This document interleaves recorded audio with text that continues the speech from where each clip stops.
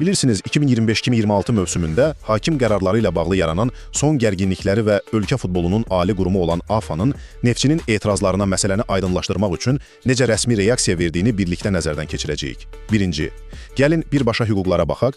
AFFA hamımızı xatırladır ki, şəffaflığı təmin edən yeni qaydalara görə əslində hər bir klubun mövsüm ərzində mübahisəli oyun epizodları ilə bağlı VAR, yəni video köməkçi hakim qeydlərinə baxılması üçün düz 3 dəfə rəsmi müraciət etmək hüququ var. İkinci, açıq dialoq dəvəti Neftçi tərəfindən verilən o sərt və etiraz xarakterli açıqlamalardan sonra, inanın, AFFA ictimai rəyə təsirin və spekulyasiyaların qarşısını almaq üçün klub rəsmilərini birbaşa görüşə çağırıb. Bəs məqsəd nədir?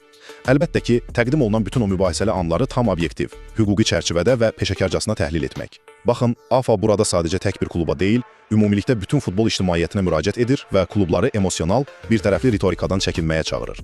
Yəni, vurğulanır ki, futbolumuzda sağlam mühiti qorumaq üçün əsas yol məhz institusional əməkdaşlıqdır.